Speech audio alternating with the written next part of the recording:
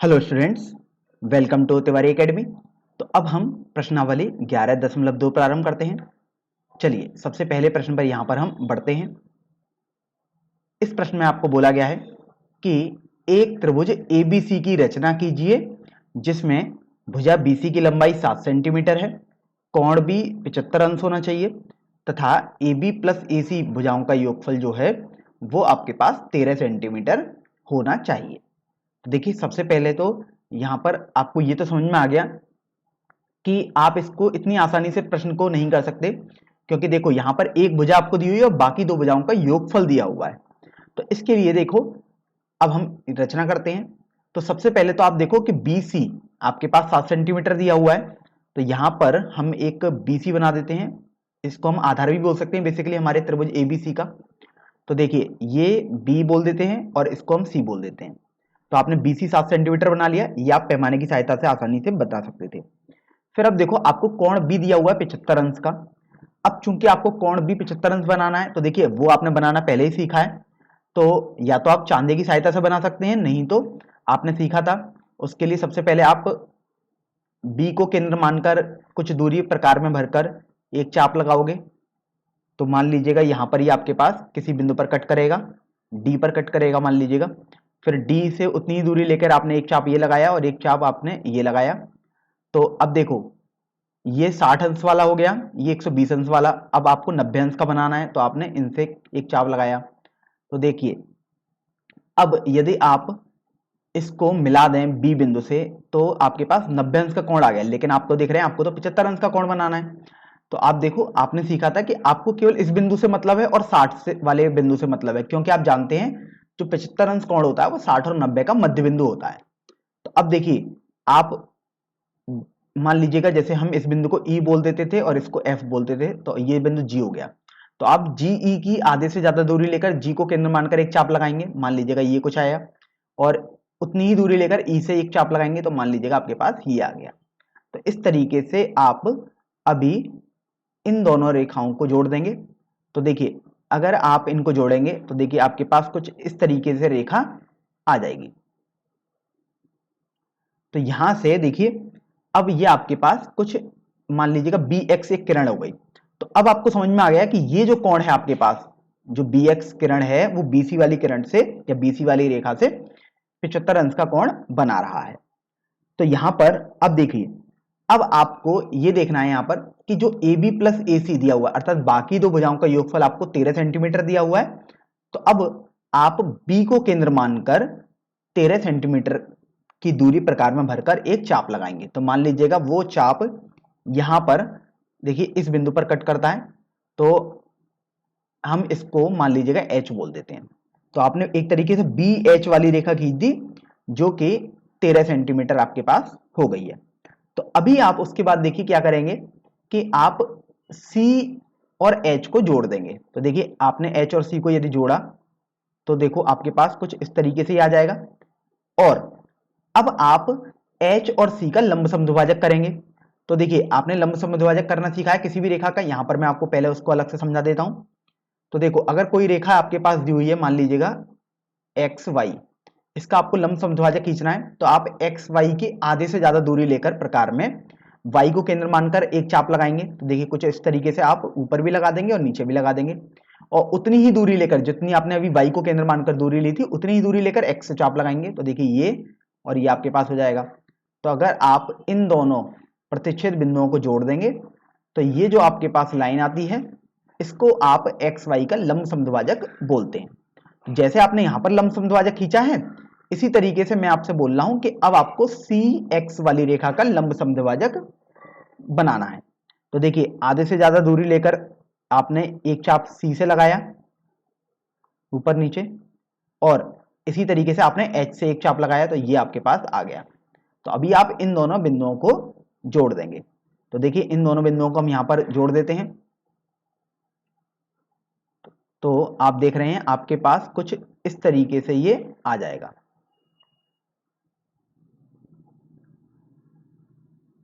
अब यहां पर हम इस रेखा को थोड़ा आगे भी बढ़ा देते हैं। इस रेखा को अगर आपने थोड़ा आगे बढ़ाएंगे तो आपको यहां पर मिलेगी। तो आप देखो कि जो ये BC रेखा थी उसको ये वाली रेखा जो समद्विभाजक आपने खींच लिए। अगर हम इसको Q और इसको P नाम दें तो ये देखिए इस बिंदु पर कट कर रही है, इसी को हम A बिंदु बोल देते हैं। तो अब आप आसानी से A बिंदु को C से जोड़ सकते हैं। तो देखिए अगर आप A से C को जोड़ेंगे तो आपके पास कुछ इस तरीके से आएगा। तो आप देखो अब आपके पास एक त्रिभुज दिखाई दे रहा है, ABC त्रिभुज आपके पास दिखाई दिया। तो यही आपको त्रिभुज ABC बनाने को बोला गया था, अर्थात यही आपके पास अभीष्ट त्रिभुज हो जाएगा, जैसा कि प्रश्न में आपको रचना करने को बोला गया था। तो यहां पर मैं आपको समझा भी देता हूं कि देखिए ये है त्रिभुज आपके पास ABC वाला, यही आपके पास अभीष्ट त्रिभुज बोला गया था।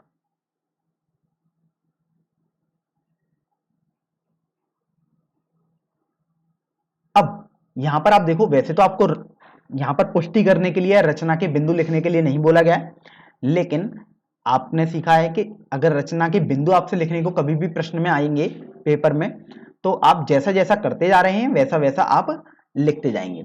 जैसे यहां पर देखिए मैं रचना के अगर बिंदु लिखना चाहूं तो मैं बिंदु नहीं लिखूंगा, केवल आपको पॉइंट्स में लिख के एक बार समझा देता हूं। तो देखिए सबसे पहला पॉइंट आप BC रेखा बनाएंगे जो कि 7 सेंटीमीटर की थी, आपने पैमाने से बनाई। फिर उसके बाद आपने एक कोण बनाया 75 अंश का, अर्थात BX वाली किरण जो थी आपके पास 75 अंश का कोण आपने बना दिया। फिर आपने देखा कि अब हम B को केंद्र मानकर 13 सेंटीमीटर की दूरी प्रकार में भरकर एक चाप लगाएंगे जो कि देखो H बिंदु पर मिली, तो ये आपका तीसरा बिंदु हो जाएगा। फिर आप देखो आगे आप बोलोगे कि चौथे बिंदु में आपने H से C को जोड़ा। फिर पांचवें बिंदु में आपने HC वाली रेखा का लंब समद्विभाजक खींचा जो कि PQ है, जो BX वाली किरण को बिंदु A पर मिलता है। और सबसे अंतिम बिंदु आपके पास हो जाएगा, अब आप A से C को जोड़ देंगे। तो इस तरीके से जो त्रिभुज आपके पास आएगा वो त्रिभुज ABC ही अभीष्ट त्रिभुज हो जाएगा। अब यहां पर हम समझ लेते हैं कि आखिर यहां पर हम इसकी पुष्टि कैसे कर पाएंगे कि जो आपने रचना बनाई है और जो आपने त्रिभुज बनाया है वो दोनों बेसिकली एक ही बात को रिप्रेजेंट कर रहे हैं। तो यहां पर हम पुष्टि के लिए समझ लेते हैं सबसे पहले तो आप देखिए यहां से सबसे पहले तो कि चूंकि देखो PQ वाली रेखा पर ही बिंदु A स्थित है, इसका मतलब ये हुआ कि जो आपके पास AC वाली भुजा है और जो AH वाली भुजा है दोनों आपके पास बराबर हो जाएंगी। यहां पर हम लिख भी देते हैं ACH के लंब समद्विभाजक पर स्थित है।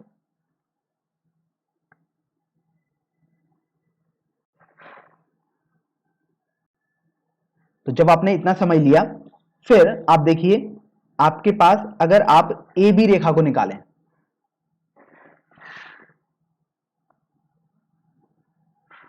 तो देखो AB रेखा जो आपके पास होगी उसको आप लिख सकते हो BH माइनस AH के बराबर। तो यहां से देखिए AB जो है आपके पास वो आ जाएगी BH माइनस AH। अब देखिए चूंकि AC बराबर तो AH है तो आप AH की जगह तो AC लिख सकते हैं, तो AB बराबर आपके पास आ जाएगी BH माइनस AC। तो इस तरीके से आप देखिए आपके पास आ जाएगा यहां से AB प्लस AC बराबर AH। तो देखो यही आपको एक तरीके से प्रश्न में भी बोला गया था कि AB प्लस AC आपके पास AH के बराबर होना चाहिए था, मतलब 13 सेंटीमीटर के बराबर होना चाहिए था। तो आपने देखो जो यहां पर सॉरी ये आपके पास BH आएगा, सॉरी ये B बिंदु है तो ये आपके पास BH के बराबर आ गई। देखो आपको प्रश्न में बोला भी गया था कि जो ये 13 सेंटीमीटर के बराबर होनी चाहिए, तो आपने B से केंद्र मानकर चाप लगाया था BH वाला, तो इसका मतलब यही आपके पास 13 सेंटीमीटर हो गया है। तो इस तरीके से आपने पुष्टि भी कर दी और यहां पर रचना बनाकर भी दिखा दी है। तो देखिए अब हम प्रश्न संख्या 2 पर आ जाते हैं। इस प्रश्न को पढ़ते हैं। तो यहां पर आपको बोला गया है कि एक त्रिभुज ABC की रचना कीजिए जिसमें BC वाली भुजा की लंबाई 8 सेंटीमीटर है, कोण B की लंबाई 45 अंश है और AB माइनस AC 3.5 सेंटीमीटर के बराबर है। तो देखिए पहले प्रश्न में आपके पास दो भुजाओं का योगफल दिया हुआ था, लेकिन यहां पर दूसरे प्रश्न में आप देख रहे हैं आपके पास दो भुजाओं का अंतर दिया हुआ है 3.5 सेंटीमीटर। तो सबसे पहले तो आप यहां पर एक आधार बनाएंगे। तो आप देख रहे हो एक भुजा आपके पास BC दी हुई है 8 सेंटीमीटर। तो सबसे पहले हम भुजा BC बना लेते हैं 8 सेंटीमीटर। तो ये मान लीजिएगा आपके पास BC वाली भुजा हो जाएगी 8 सेंटीमीटर की। इसको हम B बिंदु बोल देते हैं और इसको C बिंदु बोल देते हैं। फिर आप देख रहे हो आपको कोण B दिया हुआ है 45 अंश। तो अब देखियो प्रकार से यदि आप कोण B 45 अंश बनाएंगे तो सबसे पहले आप एक चाप लगाएंगे। तो अगर आप एक चाप लगाओगे तो कुछ इस तरीके से आपके पास चाप लगा। तो देखिए यहां से अब आप एक केंद्र मानकर इस बिंदु को यहां एक चाप लगाओगे, मतलब 60 अंश का और फिर 120 अंश का। तो अब 60 अंश वाले को केंद्र मानकर आपने ये चाप लगाया और फिर आपने ये चाप लगाया। तो इस तरीके से अगर आप इनको जोड़ देंगे तो ये आपके पास देखो 90 अंश का कोण तो आसानी से बन गया। लेकिन एक्चुअल में आप देख रहे हैं आपको 90 अंश का कोण तो चाहिए ही नहीं, आपको तो यहां पर आप देखो 45 अंश का कोण चाहिए। लेकिन आप जानते हैं जो 90 अंश का कोण होता है वो तो जो 45 अंश का कोण होता है वो 0 और 90 का मध्य बिंदु होता है। अर्थात देखो ये 90 अंश वाला कोण का बिंदु है और ये आपके पास 0 अंश के कोण वाला बिंदु है। तो आप इनका मध्य बिंदु निकालेंगे। अर्थात सबसे पहले आप इस बिंदु से आधे से ज्यादा दूरी लेकर एक चाप लगाएंगे और फिर आप इससे आधे से ज्यादा दूरी लेकर एक चाप लगाएंगे। तो कुछ इस तरीके से आपके पास आ जाएगा। तो अभी आप देखिए यहां से इनको आगे बढ़ा देंगे। तो देखो अगर आप इसको जोड़ देंगे B से इस प्रतिच्छेदन बिंदु को तो आपके पास देखो कुछ इस तरीके से आ जाएगा। तो यहां से मैंने काफी बड़ी लाइन खींच दी है, ये आपके ऊपर निर्भर करता है आप बड़ी खींचे या नहीं। अगर जरूरत पड़ती है आगे तो आप बाद में भी खींच सकते हैं। तो यहां से देखो इस बिंदु को, ये हो गया B, ये हो गया C, और आपने जो ये किरण खींची है वो है आपके पास किरण X। अब आप देखिए पिछले प्रश्न में जैसे यहां पर योगफल दिया हुआ था दो भुजाओं का, लेकिन आपने B को केंद्र मानकर उतने ही त्रिज्या का एक चाप लगाया था। तो आप यहां पर भी सेम काम ही करेंगे, भले ही चाहें यहां पर आपको अंतर दिया हुआ है दो भुजाओं का। तो आप B को केंद्र मानकर एक 3.5 सेंटीमीटर त्रिज्या का एक चाप लगाएंगे BX वाली किरण पर। तो मान लीजिएगा आपके पास ये 3.5 सेंटीमीटर त्रिज्या का एक चाप लगाया। मान लीजिएगा ये बिंदु आपके पास D है। तो इस तरीके से आपने बिंदु D बना दिया। अब आप CD को जोड़ देंगे। तो यहां से हम CD वाले बिंदुओं को जोड़ देते हैं। तो आपके पास कुछ इस तरीके से आ जाएगा। और अब आप CD का लंब समद्विभाजक खींचेंगे। तो देखिए लंब समद्विभाजक हमने आपको पहले ही बताया कि आप C को केंद्र मानकर CD के आधे से ज्यादा दूरी लेकर एक चाप लगाएंगे ऊपर की तरफ। तो देखो ये आया, एक चाप लगाएंगे आप नीचे की तरफ। इसी तरीके से उतनी ही दूरी लेकर आप D को केंद्र मानकर एक चाप लगाएंगे, मान लीजिएगा ये, और ये आपके पास आ गया। तो अब आप इनको आपस में जोड़ दीजिएगा। तो अगर आप इनको देखिए यदि जोड़ते हैं तो आपके पास कुछ इस तरीके से देखिए ये रेखा आ जाएगी।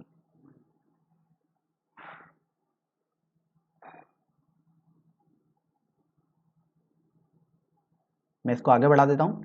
तो आप देख रहे हो कि जो हमने यहां पर ये जो BX किरण बनाई थी उसको हमें थोड़ा सा आगे बढ़ाना पड़ेगा, क्योंकि यहां पर आपको प्रतिच्छेदन बिंदु निकालना है इन दोनों का। तो यहां पर हम BX वाली किरण को थोड़ा आगे भी बढ़ा देते हैं। इसलिए मैं आपसे बोला था कि आपके ऊपर निर्भर करता है कि आप उस लाइन को पहले ही काफी बड़ा बना देते हैं, बाद में आप बड़ा बनाएंगे, क्योंकि आपके पास तो पेंसिल और पटरी प्रकार सब कुछ होगा। तो देखो अगर ये आपके पास BX किरण थी तो आपने देखा जो CD का लंब समद्विभाजक है, अगर आप उसको MN बिंदु करके बोलें तो वो A पर देखो BX वाली किरण को कट कर रहा है। तो इसका मतलब अब जो आपके पास त्रिभुज ABC दिखाई दे रहा है वही आपके पास एक अभीष्ट त्रिभुज हो जाएगा। तो अब आप A से C को जोड़ देंगे। तो आप देख सकते हो यहां पर आपके पास एक त्रिभुज ABC दिखाई दे रहा है, यही आपके पास अभीष्ट त्रिभुज हो जाएगा। तो मैं यहाँ पर आपको इसको पीले रंग से रंग के दिखा देता हूं ताकि आपको ढंग से समझ में आ जाए कि आखिर कौन सा त्रिभुज है ABC।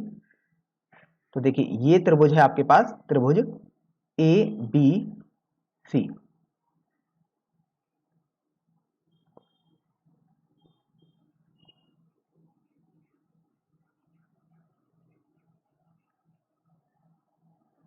अब देखिए आपने अभीष्ट त्रिभुज तो ABC बना दिया।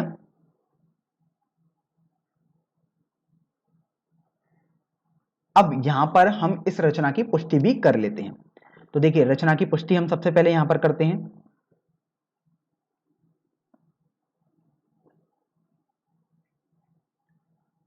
तो आप देखो आपको पता है कि जो AD है वो AC के बराबर होगी, क्योंकि देखो जो CD का लंब समद्विभाजक है उसी पर बिंदु A स्थित है, क्योंकि वो MN वाली रेखा थी, लेकिन MN वाली रेखा पर ही तो बिंदु A स्थित होगा। तो आप देख रहे हैं कि आपके पास AD बराबर AC हो जाएगा, क्योंकि बिंदु A CD के लंब समद्विभाजक पर स्थित है। अब देखो जब आपने इतना कर लिया तो आप आगे देखो कि जो आपके पास जो BD वाली रेखा है, आप देख सकते हो BD वाली जो रेखा होगी, अर्थात जो BD वाली दूरी होगी, आप उसे लिख सकते हैं AB माइनस AD के बराबर। तो देखो BD को आपने AB माइनस AD लिखा, और यहां से तो आपने देखा AD तो AC के बराबर है, तो इस तरीके से आप देखो जो आपके पास BD होगी वो AB माइनस AC हो जाएगी। तो आप देखो आपने BD जो चाप लगाया था B से D का, वही तो आपके पास AB माइनस AC था, अर्थात ये जो चाप आपने लगाया था ये आपके पास 3.5 सेंटीमीटर का चाप ही तो था। तो आप यहां से भी देख पा रहे हो कि आपके पास वही आ रहा है, अर्थात इस तरीके से आपने रचना की पुष्टि भी कर ली है। तो देखिए अब हम प्रश्न संख्या 3 को हल करते हैं। यहां पर आप देख रहे हैं आपको बोला गया है कि एक त्रिभुज PQR की रचना कीजिए जिसमें भुजा QR की लंबाई 6 सेंटीमीटर है, जो कोण Q है वो 60 अंश का है, तथा PR माइनस PQ अर्थात PR और PQ भुजाओं का अंतर आपके पास 2 सेंटीमीटर दिया हुआ है। तो सबसे पहले तो आप देखिए आपके पास एक भुजा दी हुई है इस त्रिभुज की जो कि QR है, वो आपको डायरेक्टली पता है 6 सेंटीमीटर के बराबर है। तो सबसे पहले आप QR वाली भुजा बना लेंगे। तो ये आपने देखो QR वाली भुजा बना ली, ये आपके पास 6 सेंटीमीटर हो गई। तो मैं यहाँ Q और यहाँ R लिख देता हूं बिंदु। अब देखिए अब आपको बोला गया था कि कोण Q जो है वो 60 अंश का आपको बनाना है। तो देखिए अगर कोण Q आपको 60 अंश का बनाना है तो सबसे पहले आपने सीखा था उसके लिए कि आप Q को केंद्र मानकर एक कुछ भी निश्चित त्रिज्या का एक चाप बनाएंगे प्रकार से। ये कुछ इस तरीके से कट जाएगा और इस बिंदु को केंद्र मानकर उतनी ही दूरी लेकर आपने एक चाप ये लगाया। तो इस तरीके से अगर आप इन बिंदुओं को जोड़ देंगे तो देखिए अगर आप इनको जोड़ेंगे तो आपके पास कुछ इस तरीके से ये आ जाएगा। तो ये जो रेखा आपके पास आई है, अब इस रेखा को हम पीछे भी बढ़ा देते हैं। तो अब देखो ये जो कोण आपके पास Q आया है ये आपको समझ में आ गया कि ये आपके पास 60 अंश का कोण आ चुका है। तो अब देखिए हम इसको बोल भी देते हैं कि आखिर आपने जो ये कोण बनाया है इसको हम देखिए यहां पर K नाम दे देते हैं, मतलब आपने K किरण बना ली। तो अब यहां से आप देखो कि अब आप Q को केंद्र मानकर 2 सेंटीमीटर त्रिज्या का एक चाप लगाएंगे जो कि QK को कहीं ना कहीं कट करेगा। तो देखो अब आपने Q को केंद्र मानकर 2 सेंटीमीटर त्रिज्या का चाप लगाया। तो देखो 2 सेंटीमीटर त्रिज्या का चाप मतलब यहां पर कहीं मान लीजिए कट कर गया, तो मैं कुछ थोड़ा ठीक सा चाप लगा देता हूं। तो ये आपके पास देखो कट कर गया, ये 2 सेंटीमीटर त्रिज्या हो गई। मान लीजिएगा ये बिंदु आपके पास बिंदु S है। अब आप S और R को जोड़ देंगे। तो देखिए अगर आप S और R को जोड़ेंगे तो आपके पास कुछ इस तरीके से ये वाली रेखा आ जाएगी S और R को जोड़ने पर। फिर आप देखिए आप एस आर का लंब समद्विभाजक खींचेंगे। तो आपने लंब समद्विभाजक तो सीखा ही है कि कैसे आप बनाते हैं। आप आर एस के आधे से ज्यादा दूरी लेकर आर को केंद्र मानकर एक चाप लगाएंगे और अब आप एस को केंद्र मानकर उतनी दूरी लेकर चाप लगाएंगे। तो आपके पास कुछ इस तरीके से मिल जाएगा और फिर आप इनको आसानी से जोड़ दीजिएगा। तो अगर आप देखो इनको यदि जोड़ेंगे तो यहां से आपके पास कुछ इस तरीके से ये आ जाएगा। तो देखो आपने लंब समद्विभाजक खींचा जो कि लंब समद्विभाजक आप देख रहे हैं जो आपके पास ये किरण आपने बनाई थी उसको किसी बिंदु पर कट कर रहा है। इसी बिंदु को हम बिंदु P बोल देते हैं। तो अब आप P से R को जोड़ दीजिएगा। तो देखिए P से यदि हम R को जोड़ दें तो आपके पास ये PR वाली भुजा हो जाएगी। तो आप देखो अब आपके पास चूंकि P बिंदु आ गया और QR तो आप पहले ही बना चुके थे। तो इस तरीके से जो ये त्रिभुज आपके पास बनना है वही अभीष्ट त्रिभुज हो जाएगा, अर्थात त्रिभुज PQR। और आपको अभीष्ट त्रिभुज पी क्यू आर का ही निर्माण करना था इस प्रश्न में। तो देखिए ये वाला त्रिभुज आपके पास पी क्यू आर हो जाएगा, जिसको मैं यहाँ पर देखिए आसमानी रंग से रंग रहा हूं ताकि आपको ढंग से समझ में आ जाए कि कौन सा त्रिभुज आपको बनाना था।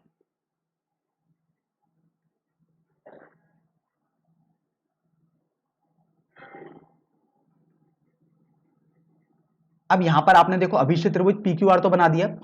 अब जो आपने रचना एक तरीके से बनाई है, अर्थात जो त्रिभुज पी क्यू आर बनाया है, उसकी हम यहां पर पुष्टि कर लेते हैं।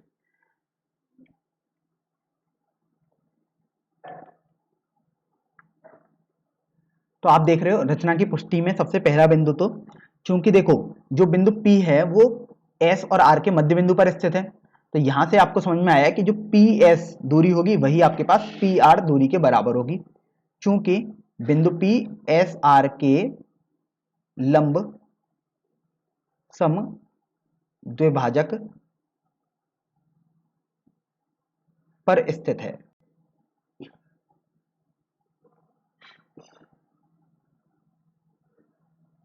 तो आपने PS बराबर PR लिख दिया।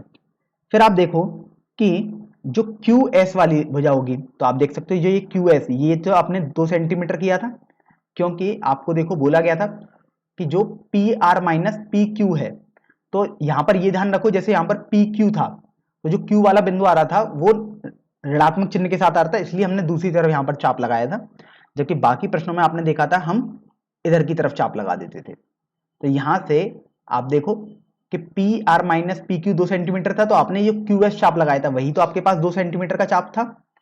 तो अब आप ये देखिए कि जो आपके पास क्यू एस वाली भुजा होगी उसको आप लिख सकते हो P S minus P Q के बराबर। तो देखिए P S minus P Q आप लिख दीजिएगा, और आप जानते हो पी एस वाली भुजा तो पी आर के बराबर है, तो क्यू एस देखो यहां से P R minus P Q हो जाएगा, क्योंकि आपने इसकी जगह पी एस की जगह पी आर लिख दिया। तो इस तरीके से देखो जो क्यू एस थी वो आपके पास P R minus P Q के बराबर थी, तो आप देखो पी एस आपने सॉरी क्यू एस आपने 2 सेंटीमीटर खींचा था, तो P R minus P Q भी आपके पास 2 सेंटीमीटर ही था। तो इस तरीके से आपने यहां पर देखो इसको जस्टिफाई कर दिया कि जो आपने रचना बनाई है वो बिल्कुल सही रचना है। चलिए अब हम अगले प्रश्न पर बढ़ते हैं अपने। प्रश्न संख्या 4 में आपको बोला गया है कि एक त्रिभुज एक्स वाई जेड की रचना आपको करनी है, जिसमें कोण y आपको 30 अंश दिया हुआ है, कोण z आपको 90 अंश दिया हुआ है, जबकि तीनों भुजाओं का योगफल अर्थात परिमाप दिया हुआ है आपको X Y plus Y Z plus Z X बराबर 11 सेंटीमीटर। तो आप देख रहे हो एक्स वाई वाई जेड और जेड एक्स तो इस त्रिभुज की भुजाएं होंगी त्रिभुज एक्स वाई जेड की, तो उनका योगफल अर्थात परिमाप आपको यहां पर दिया हुआ है और वो 11 सेंटीमीटर के बराबर है। तो देखिए सबसे पहले हम यहां पर समझ लेते हैं कि आखिर कैसे हम त्रिभुज की रचना करेंगे। तो सबसे पहले जो आपके पास परिमाप दिया हुआ है अर्थात तीनों भुजाओं का योगफल दिया हुआ है, आप उतनी दूरी लेकर प्रकार में देखिए सॉरी प्रकार नहीं पैमाने से आप एक रेखा खींच देंगे। तो देखिए ये आपने एक रेखा खींच दी, इसको आप ए बी बोल दीजिएगा। तो ये बिंदु आपके पास ए आ गया और ये बिंदु आपके पास बी हो जाएगा। तो ध्यान रखें आपने ए बी जो है वो 11 सेंटीमीटर के बराबर यहां पर खींच दिया है।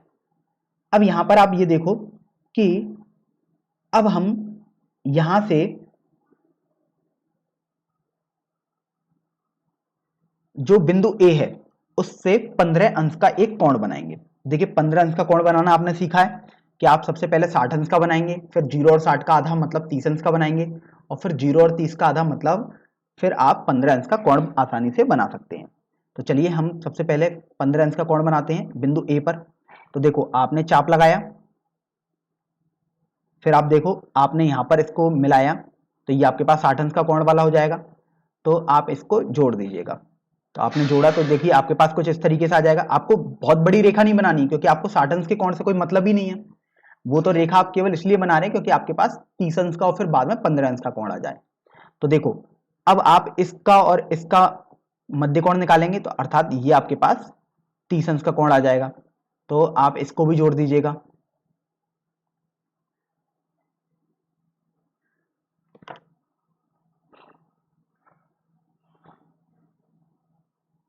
तो तो देखो ये आपने 30 अंश का कोण बना दिया। अब चूंकि आपको तो 15 अंश का कोण बनाना था, अर्थात अब देखो आप इसका और इसका मध्य बिंदु निकालेंगे कोण में, तो देखो ये आपके पास कुछ इस तरीके से कट कर जाएगा। तो आप इसको अब आसानी से आगे की तरफ बढ़ा दीजिएगा जोड़कर। तो देखो ये आपके पास आ चुका है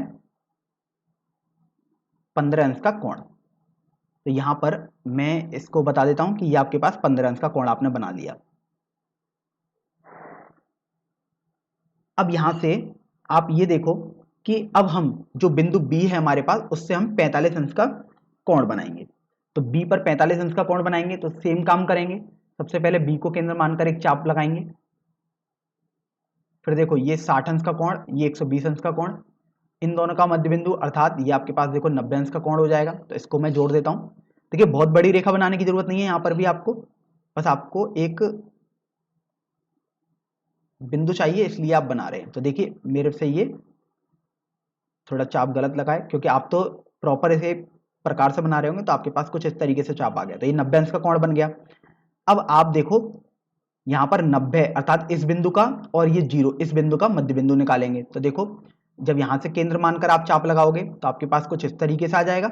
यहां से केंद्र मानकर चाप लगाओगे तो कुछ इस तरीके से आपके पास आ जाएगा। तो अब देखिए आप इनको जोड़ देंगे। तो बी से यदि आप इस बिंदु को जोड़ेंगे तो आपके पास कुछ इस तरीके से ये बिंदु आ जाएगा। तो यहां पर जो ये बिंदु आपके पास आया है इसको आप बिंदु x बोल देते हैं। तो यहां से अब आपको समझ में आ गया कि बिंदु x आपके पास कौन सा है। तो यहां पर आप समझ लो कि मैं यहां पर आपको समझा देता हूं कि हमने जो कोण एक्स ए बी बनाया है वो आपके पास 15 अंश का कोण था, और कोण एक्स बी ए जो बनाया है आपने वो 45 अंश का कोण है, अर्थात ये वाला कोण आपके पास 45 अंश का है। तो अब देखो जो ए एक्स वाली रेखा है आपके पास, इसका आप लंबसम द्विभाजक खींचेंगे, अर्थात एक्स और ए के जो बीच की दूरी है उसकी आधे से ज्यादा दूरी आप लेकर एक्स से चाप लगाओगे तो कुछ इस तरीके से आपके पास चाप आ जाएगा। और ए से उतनी दूरी लेकर आप एक चाप ये लगाएंगे तो आपके पास कुछ इस तरीके से आ जाएगा। तो यहां से आप इनको जोड़ दीजिएगा। तो ये देखो अगर आप इनको जोड़ेंगे तो आपके पास कुछ इस तरीके से ये आ जाएगा। तो यहां से देखो भले ही आपको लग रहा होगा कि यहां पर ये कट नहीं कर रहा है, लेकिन आप तो पटरी प्रकार से बना रहे होंगे तो आपके पास बिल्कुल सही आएगा। तो ये देखिए जो बिंदु ये कट किया है इस ए बी वाली रेखा को, यही बिंदु आपके पास वाई हो जाएगा। तो इस तरीके से आपके पास वाई वाला बिंदु मिल गया। अब देखो अब आप देख रहे हैं कि बी एक्स वाली जो रेखा है आप इसका लंबसम द्विभाजक खींचेंगे। तो इसका लंबसम द्विभाजक खींचेंगे इसका मतलब आप देखो बी एक्स के आधे से ज्यादा दूरी लेकर यहां पर एक चाप लगाओगे और फिर उतनी दूरी लेकर एक्स से आप एक चाप लगाओगे तो आपके पास कुछ इस तरीके से आ जाएगा। तो अब आप इन रेखाओं को जोड़ दीजिएगा, अर्थात इन प्रतिच्छेदन बिंदुओं को जोड़ दीजिएगा।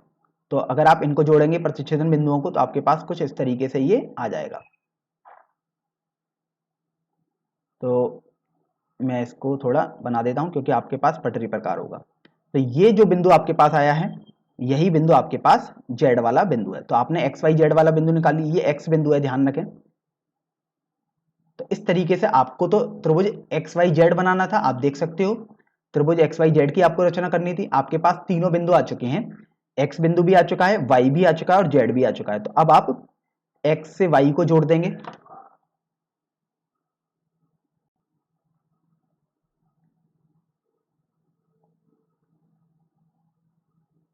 अर्थात देखो एक्स से वाई को यदि आप जोड़ोगे तो आप देखिए आपके पास आ जाएगा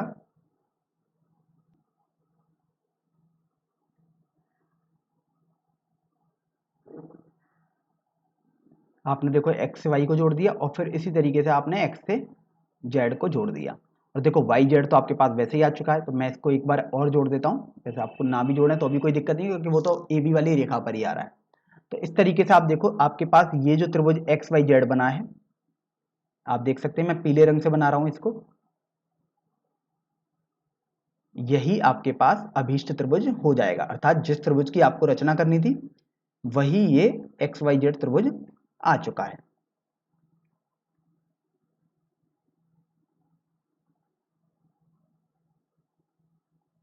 तो अब देखो आपने त्रिभुज एक्स वाई जेड तो बना लिया, अब हम इस रचना की पुष्टि कर लेते हैं।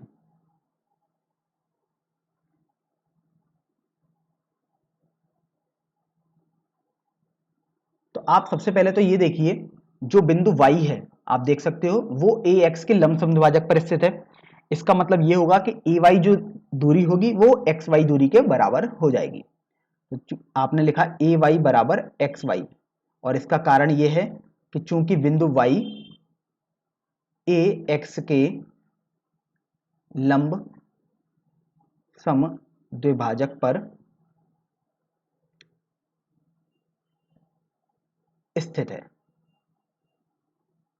अब इसी तरीके से आप यहां पर देखिए कि यहां पर देखो जो बिंदु z है वो bx के लंब समद्विभाजक पर स्थित है। तो आपको यहां से समझ में आया कि जो zx दूरी होगी वो zb के बराबर हो जाएगी। तो यहां से आप लिख सकते हो bz बराबर आपके पास zx के बराबर हो जाएगा, और इसका कारण है कि बिंदु z जो है वो bx के लंब समद्विभाजक पर स्थित है।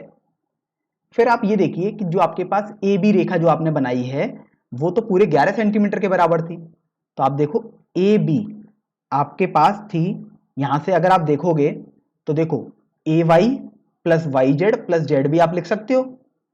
तो यहां से देखिए ए बी को आपने लिखा A Y plus Y Z plus Z B.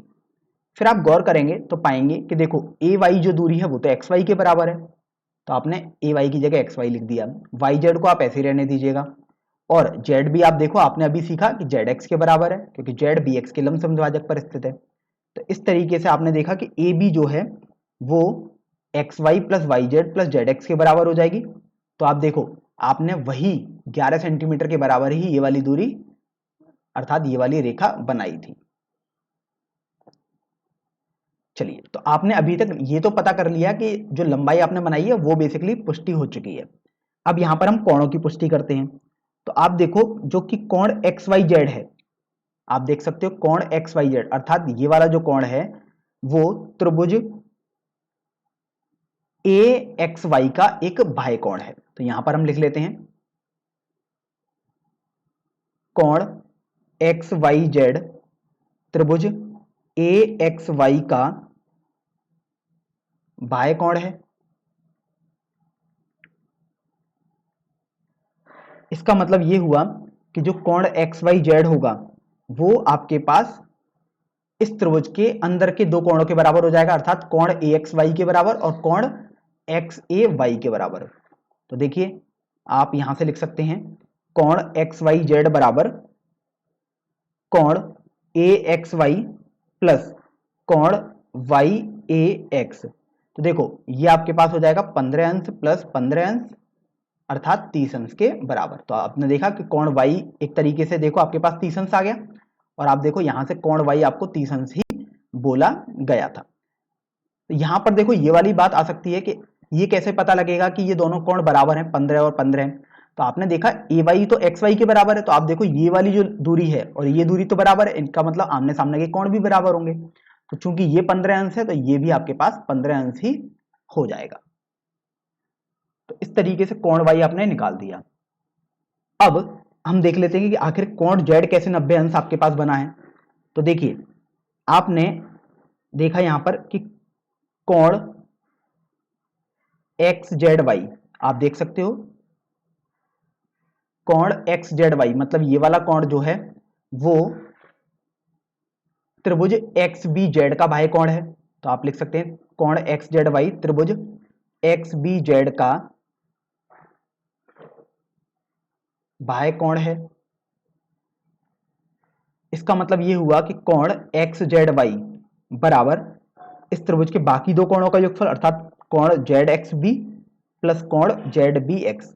और आप जानते हैं देखो आपको ये तो समझ में आ गया कि ये जो कोण है वो इस कोण के बराबर और इस कोण के बराबर होगा, और आपने देखा था कि ये भुजा और ये भुजा तो बराबर थी क्योंकि जेड एक्स बी के लंब समद्विभाजक पर स्थित है। तो चूंकि ये 45 अंश है तो ये भी आपके पास 45 अंश ही हो जाएगा। तो इस तरीके से आप देखो कि आपके पास कोण एक्स जेड वाई बराबर देखो ये 45 अंश हो गए, ये भी 45 अंश हो जाएगा।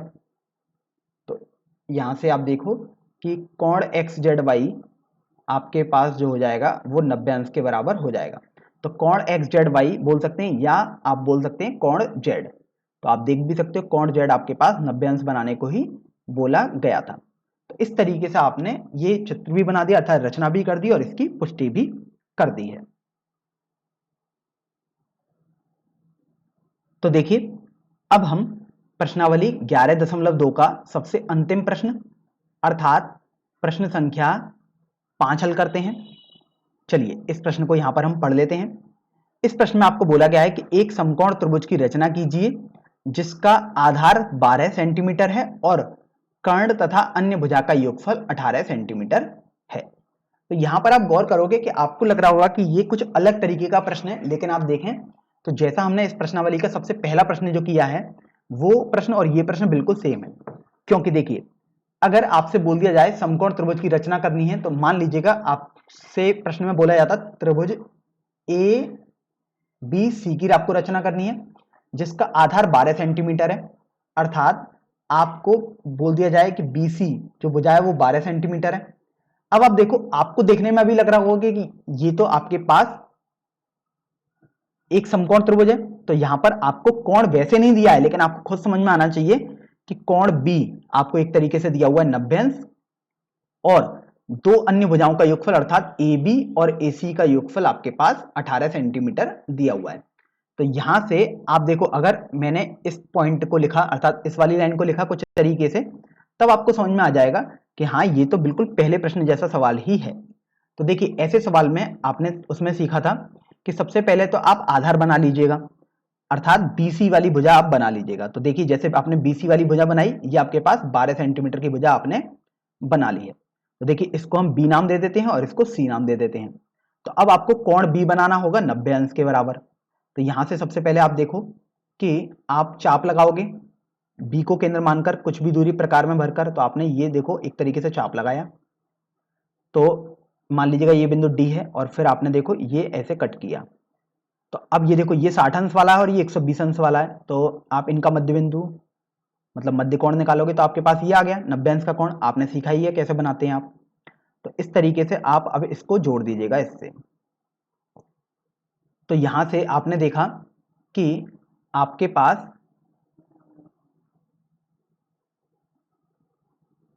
ये एक लाइन आ गई।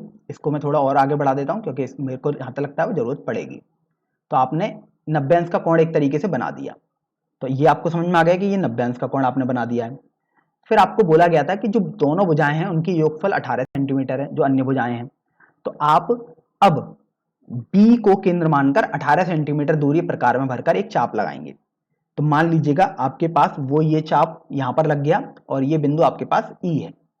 तो अब आप ई से सी को जोड़ देते हैं क्योंकि आपने सीखा था ई से सी को आप जोड़ते थे उसमें। तो ई से सी को आपने जोड़ा तो कुछ इस तरीके से आएगा और फिर आप ई सी का लंब समद्विभाजक खींचेंगे। तो लंब समद्विभाजक खींचने का मतलब यह हुआ कि आप सी ई की आधे से ज्यादा दूरी ले लीजिएगा और सी को केंद्र मानकर एक चाप लगाइए। तो देखिए आपके पास कुछ इस तरीके से चाप आ जाएगा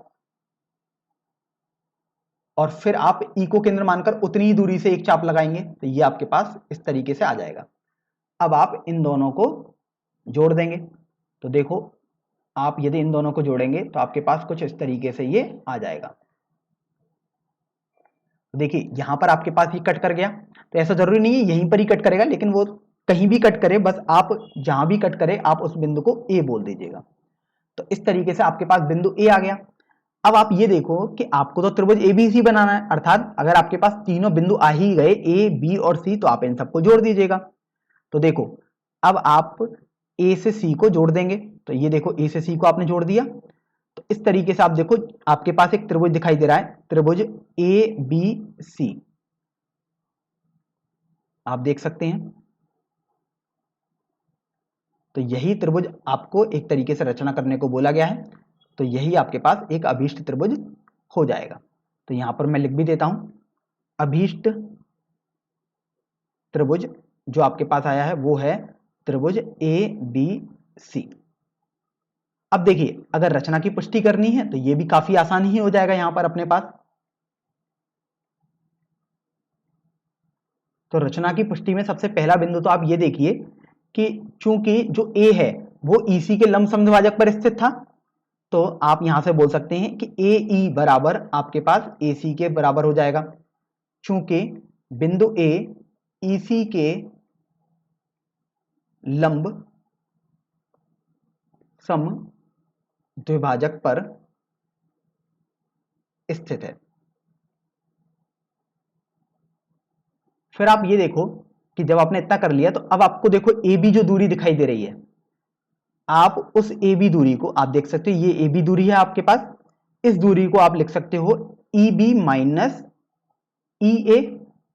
तो देखिए आपने इसको लिखा ई बी माइनस ई ए, और आप देखो यहां से सबसे पहला जो पॉइंट था आपने ए ई बराबर ए सी लिखा है, ए ई या ई ए बात तो सेम ही है, तो आप इसकी जगह ए सी लिख सकते हैं। तो ए बी बराबर आपके पास हो जाएगा बी ई माइनस ए सी, या आप बोल सकते हैं कि बी ई जो है वो आपके पास ए बी प्लस ए सी हो जाएगा। तो आप देखो कि जो बी ई था वही तो आपने 18 सेंटीमीटर का चाप लगाया था, तो बी ई बराबर आप देख सकते हैं ए बी प्लस ए सी ही यहां पर दिया हुआ है। तो इस तरीके से यहां पर आपने इस प्रश्न में भी रचना की पुष्टि कर दी है।